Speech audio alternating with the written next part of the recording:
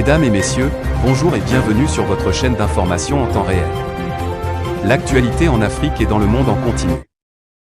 Vous informer est notre mission alors, si vous êtes nouveau, abonnez-vous et activez aussi la cloche de notification pour ne plus rien manquer. Cela étant fait, c'est parti.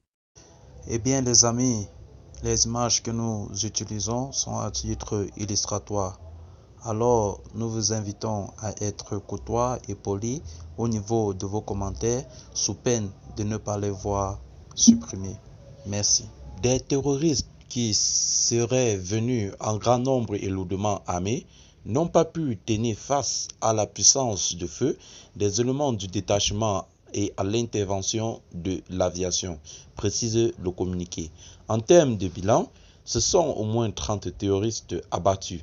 Selon le service de communication de l'EMGA, les terroristes avaient un véhicule blindé et des pick-up armés. Des munitions, une trentaine de motos et des moyens de communication utilisés pour attaquer la base ont été saisis par l'armée.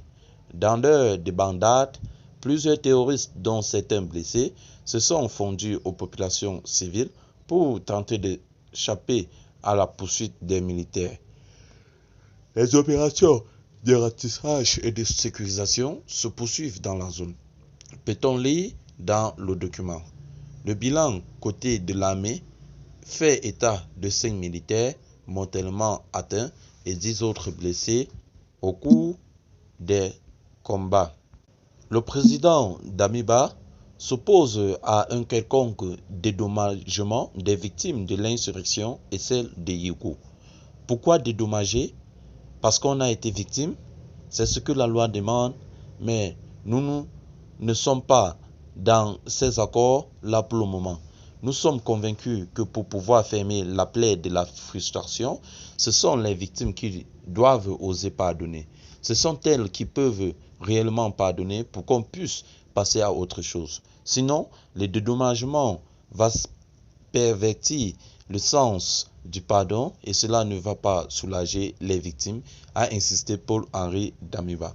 Pour lui, il faut que les victimes de Igbo ou de l'insurrection puissent pardonner. C'est comme ça que nous voyons les choses. Il y a eu beaucoup de jugements et de condamnations, mais est-ce qu'au fond, cela résout un quelconque problème?